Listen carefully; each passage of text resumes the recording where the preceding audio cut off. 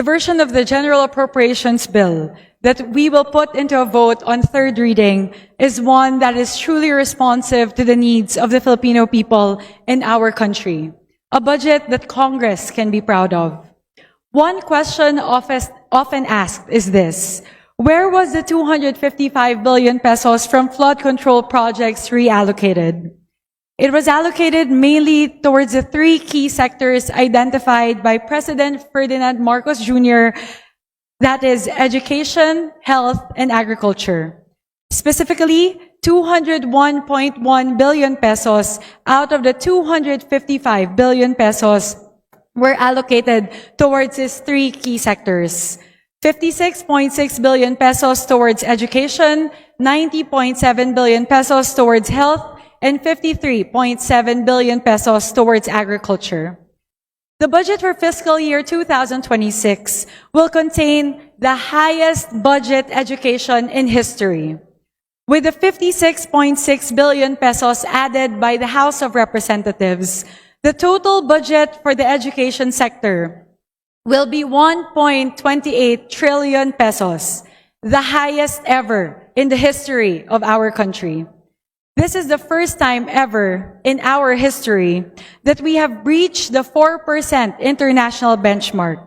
And not only that, the current education sector's budget translates to 4.1% of GDP. The 63.2 billion pesos budget of the Basic Education Facilities Program under DepEd will translate to around 25,200 new and rehabilitated classrooms.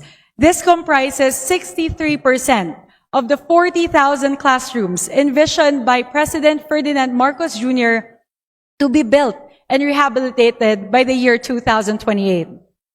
Also, this is the first year that we will be able to fully fund the implementation of the Universal Access to Quality Tertiary Education Act, or UACTE, since it was passed in 2017. In fiscal year 2026, we will be able to fully fund the 12 billion peso deficiency to state universities and colleges, something that the SUCs have been clamoring for the last 5 years. With a total funding of 52.2 billion pesos for UACTE, CHED-TES, CHED-TDP, TES the STEP, and TES the TWSP, we will be able to provide scholarships to a total of 2.49 million learners. Under the health cluster, with the 90.7 billion added by the House of Representatives, the total budget for the health sector will amount to 411.2 billion pesos. Of this, the House of Representatives provided an additional 60 billion pesos for the subsidy of PhilHealth towards the improvement of benefits. And with this, the subsidy for PhilHealth in fiscal year 2026 will amount to a total of 113 billion pesos. We have also provided a total of 49.1 billion pesos for MAIFIP to actualize the directive of President Ferdinand Marcos Jr. to provide zero balance billing for indigent patients in all government hospitals. Under the agriculture cluster, with the 53.7 billion pesos added by the House of Representatives, the total budget for the agriculture sector will amount to 292.9 billion pesos. Of this, 10 billion pesos is provided for the presidential assistance for farmers and fisherfolk, expected to benefit 1.43 million farmers and fisherfolk. 74.5 billion pesos will be provided towards the construction and rehabilitation of farm-to-market roads and irrigation infrastructure.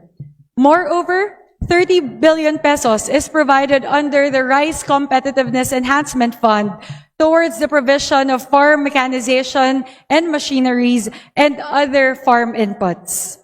Lahat po ito ay para matulungan ang ating mga bayaning magsasaka na bumaba ang kanilang gastusin at mapataas ang kanilang ani at kita.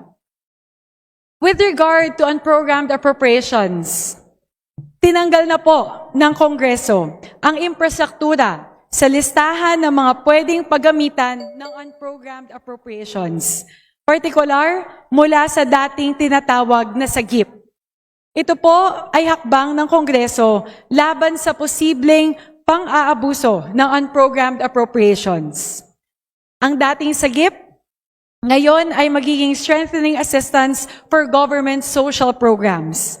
At ang tanging mga social programs na nakatuon sa edukasyon, kalusugan at social pension na lamang ang pwedeng ipasok dito.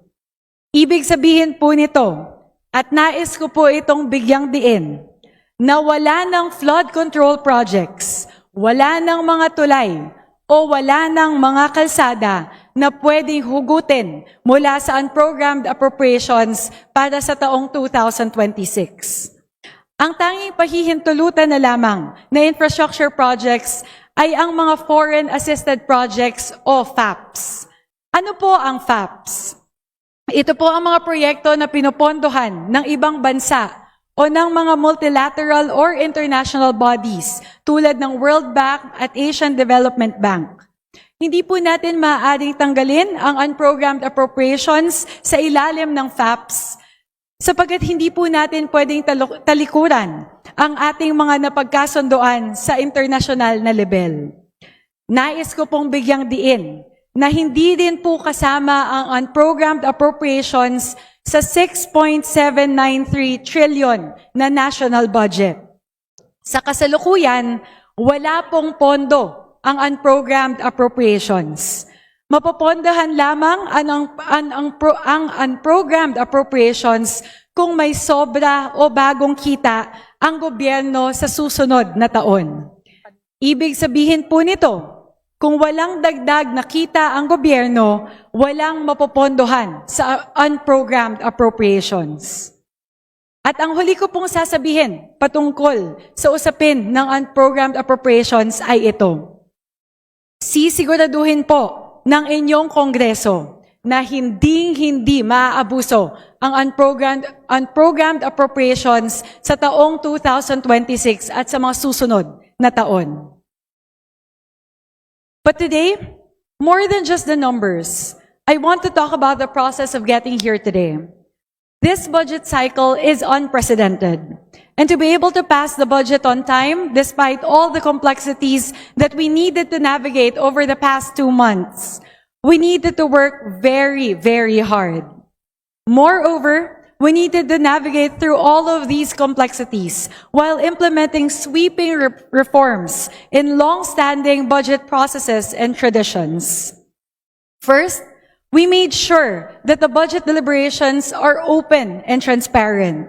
As per our commitment, all committee hearings and all plenary deliberations, as well as the deliberations of the Budget Amendments Review Subcommittee, were all live-streamed. Second, we engaged with civil society organizations.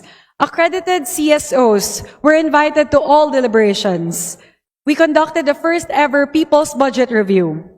CSOs were allowed to field their questions to agencies through the vice chairpersons of the Committee on Appropriations. Moreover, the inputs of the civil society organizations were incorporated into the budget. To name a few, we added funding towards special education programs like IPED, Madrasa, and SPED.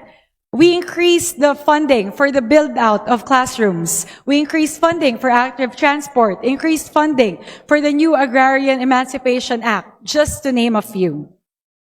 And third, and most important reform, is that we abolished the small committee. Wala na pong small committee sa loob ng 20th Congress. Ang meron po ngayon ay ang Budget Amendments Review Subcommittee o yung tinatawag natin na BARC. The Budget Amendments Review Subcommittee deliberated on all the proposed amendments from the agencies, the institutional amendments that we would need to incorporate into the budget. And again, all of the deliberations of the BARC were live streamed. About 20 hours total of deliberations were live streamed, open for the public. We made sure that the public will see every single line item. Gusto po namin siguraduhin na makikita ng publiko line by line, kung saan po napupunta ang bawat piso ng lahat ng mga amyenda. And moreover, the task of the BARC was unprecedented.